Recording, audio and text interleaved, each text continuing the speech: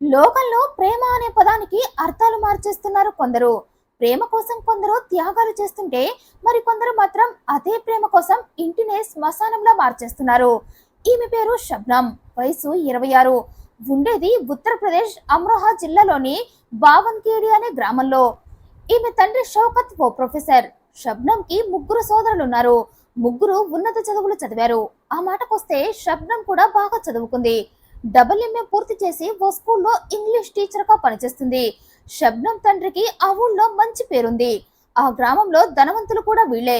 అన్నిటికీ మించి ఆ గ్రామం మొత్తం షౌకత్ ఫ్యామిలీకి వాళ్ళ మాటకి విలువిచ్చేవారు. కానీ షబ్నం చేసిన ఒకే ఒక్క పనితో ఆ గ్రామంలోని ప్రజలంతా ఈ ఫ్యామిలీని అసహించుకున్నారు. చివరికి తమ గ్రామంలో పుట్టిన ఆడపిల్లలకు షబ్నం అనే పేరు ఎవరికి పెట్టకూడదని ఆ పేరుని వారికి వారే నిషేధించుకున్నారు. కారణం షబ్నం 7 హత్యలు చేసి ఉరికంబం ఎక్కటానికి రెడీగా ఉంది. మరి ఈ షబ్నం స్కూల్లో టీచర్ గా పనిచేస్తున్న టైంలో ఆమె ఇంటి ముందు ఓ చెక్కల దుకాణం ఉండేది. ఆ షాప్ లో కొంతమంది పనివారు కట్టెలు కొడుతూ ఉండేవారు.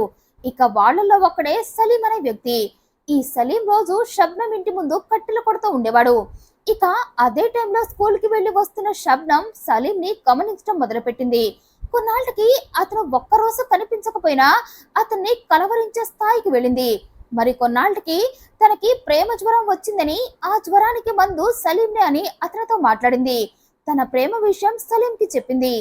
ఇక అప్పటికే సలీం కూడా షబ్నంని గాఢంగా ఇష్టపడుతూ ఉండటంతో ఆమె ప్రేమను వెంటనే ఒప్పుకున్నాడు.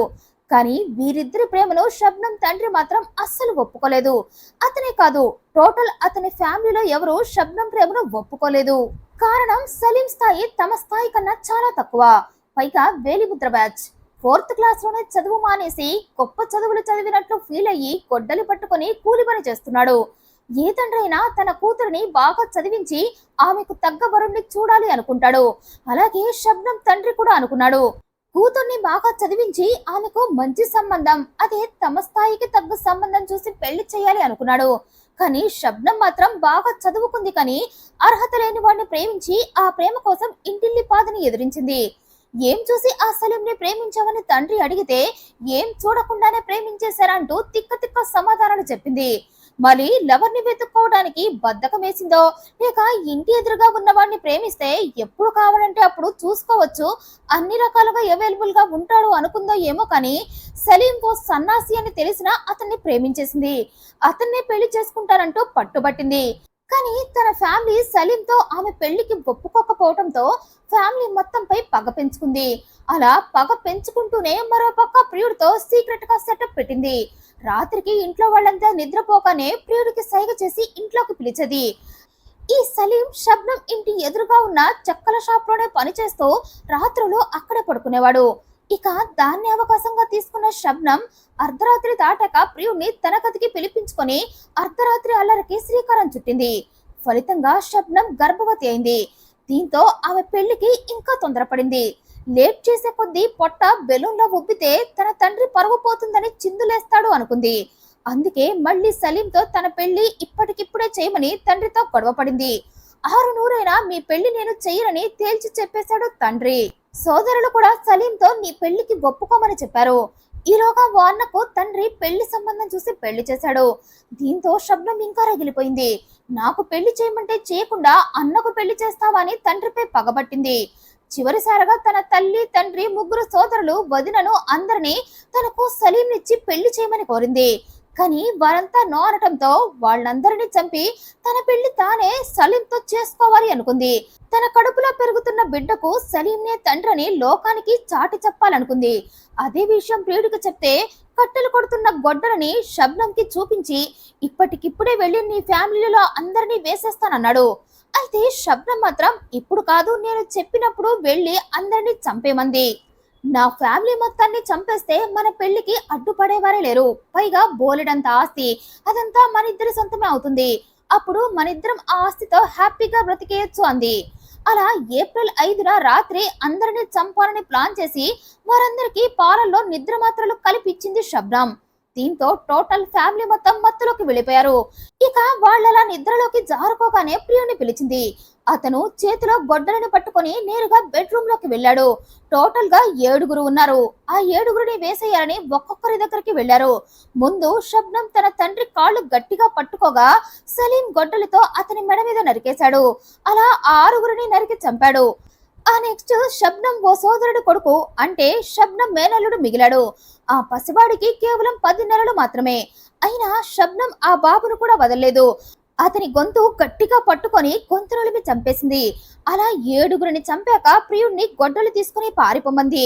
ప్రియుడు పారిపోయిన ఓ 10 నిమిషాలకు ఏడ్చుకుంటూ బయటకొచ్చి చుట్టుపక్కల వారిని అరుస్తూ పిలిచింది. ఇక అరుపులు విన్న చుట్టుపక్కల వారు షబ్నం ఇంటికి వచ్చారు. ఏం జరిగిందని ఆమెను అడగ్గా ఎవరో దుండగులు మా ఇంటికి వచ్చి నా ఫ్యామిలీ మొత్తాన్ని నరికి చంపేశారంది.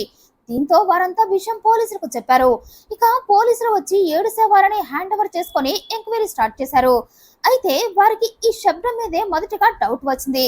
కారణం ఇంట్లో అందరినీ చంపుతుంటే నువ్వేం చేస్తున్నావు, నువ్వెలా తప్పించుకున్నావంటూ ఆమెను ప్రశ్నించాడు.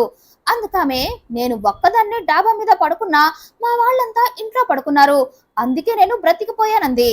అయితే ఆ మాటలు అస్సలు పోలీసులకు నమ్మాలి అనిపించలేదు. పైగా షబ్నం ముఖం అస్సలు బాధగా లేదు. అన్నింటికి మించి ఆమె ఏడుపులో వారికి ఆనందం కనిపించింది. అందుకే షబ్నం గురించి ఆరా తీస్తే ఆమె ఎదురింట్లో కట్టెలు కొట్టే సలీంతో పీకల్లోతు ప్రేమలో మునిగిపోయిందని, వీరి ప్రేమని ఆమె టోటల్ ఫ్యామిలీ వ్యతిరేకించినట్లు తెలిసింది. దీంతో పోలీసులు షబ్నంని సలీంని ఇద్దరిని అదుపులోకి తీసుకున్నారు. అయితే 5 రోజుల పాటు షబ్నం నోరే విప్పలేదు. తనకు ఏం తెలియదన్న ఒక్క మాట చెప్పింది. కానీ పోలీసుల విచారించే స్టైల్ చూసి 6వ రోజు నోరు విప్పింది. అది కూడా ప్రియుడికి ఎగైనెస్ట్ గా చెప్పింది. సలీం పైకప్పు ఎక్కి గొడ్డలి తీసుకొని లోపలికి వచ్చి తన ఫ్యామిలీని చంపేశాడంది. ఇక ప్రియురాలి మాటలకి షాక్ అయిపోయాడు ప్రియుడు. అప్పుడే అతనికి అర్థమైంది షబ్నం నేరం మొత్తాన్ని తన మీదకు తోసి తాను తప్పించుకోవాలని ట్రై చేస్తుందని. అందుకే సలీం షబ్నం చెయ్యమంటేనే ఈ హత్యలన్నీ చేశానన్నాడు. ఇక పోలీసుల లోతైన దర్యాప్తులో ఇద్దరూ కలిసి ఈ హత్యలు చేశారని తేలటంతో ఇద్దరిని కోర్టులో హాజరుపరిచారు. ఇక కోర్టు వీరు చేసిన 7 హత్యలకు గాను ఇద్దరికి మరణశిక్షను విధించింది. అయితే షబ్నం రాష్ట్రపతికి క్షమాభిక్ష పిటిషన్ వేసింది.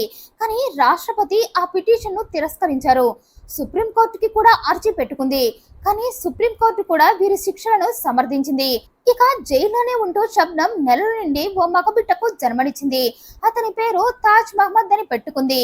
అంటే ఆ బాబు ఈ షబ్నం సలీంలకు పుట్టిన కొడుకనమాట.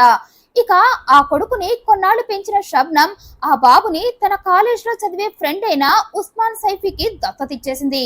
ప్రస్తుతం బాబు అతని సంరక్షణలోనే పెరుగుతున్నాడు. అయితే వయసు పెరిగే కొద్దీ అతనికి తన తల్లి తండ్రి ఎవరో తెలిసింది. ఇద్దరు జైల్లో ఉన్నారని తెలిసి తన తల్లిని క్షమించమంటూ కోర్టుని అర్థించాడు. తన తల్లికి మరణశిక్ష విధించద్దని అర్జీ పెట్టుకున్నాడు.